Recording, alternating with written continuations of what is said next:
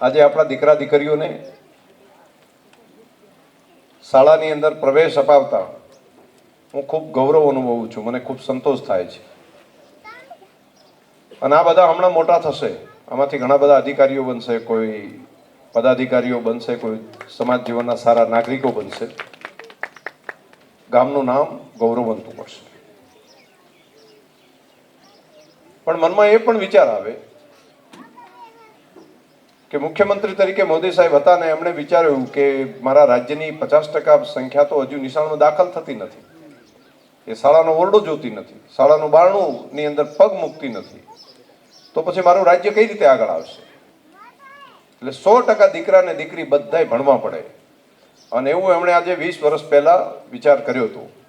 અને તમે જોજો એની અસર દેખાતી હશે કે 20-25 વર્ષની અંદર કેટલા સરકારી અધિકારીઓ બન્યા આપણે ત્યાં, કેટલા કર્મચારીઓ બન્યા હશે જિલ્લામાં, રાજ્યની અંદર કેટલી વ્યવસ્થા આરી બની હશે, કેટલા અલગ અલગ વ્યવસાય ધંધામાં ગયા. હું વિચારું છું કે આવું જો 50 વર્ષ પહેલા કોઈ મુખ્યમંત્રીએ વિચાર કર્યો હોત તો અખાબા આમાં કઈ મગજ ઓછા છે? બધાના મગજ તો ઘણા છે. આમાંથી કોઈ ડીએસપી હોત ને કોઈ ડીવાયએસપી હોત, કોઈ ક્લાસ 1 ઓફિસર હોત, અને ફોજદાર તો મોટા ભાગના થઈ ગયો. શરીર તો બધાના બરાબર જ હતા, શરીર હતા, હોશિયારી હતી, બધું હતું. બહેનો પણ અત્યારે બેઠા છે, એમાંથી ઘણા બધા ટીડીઓ કોઈ બની ગયા હોત, કોઈ એમાંથી શિક્ષક બન્યા હોત, કોઈ તલાટી હોત, કોઈ ઓફિસર બની ગયા હોત, અલગ અલગ બની શકો. મગજ કઈ આપણા નાના છે ઓછા છે એવું નહીં, મગજ તો છે પણ મોકો નહોતો. તો 50 વર્ષ પહેલા એ મોકો ન મળ્યો.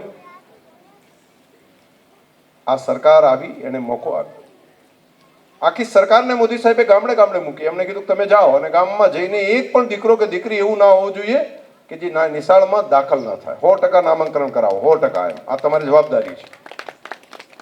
આખી સરકાર પહોંચે, મંત્રીઓ આવે, અને દર વર્ષે કન્ટિન્યુ, એક વર્ષ કરીને ભૂલી જવાનું નહીં, દર વર્ષે થવું પડે.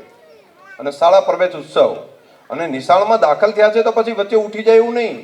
એની પાછળ વોચિંગ માટે જિલ્લા પ્રાથમિક શિક્ષણાધિકારીની આખી ટીમ લાગેલી હોય, અને શિક્ષક મિત્રો પણ સતત સજાગ થઈને કોણ ડ્રોપ આઉટ થાય છે એને ફરી પાછું નિશાળે કઈ રીતે લાવવું, દાખલ કઈ રીતે કરવું, આ કામ કર્યું.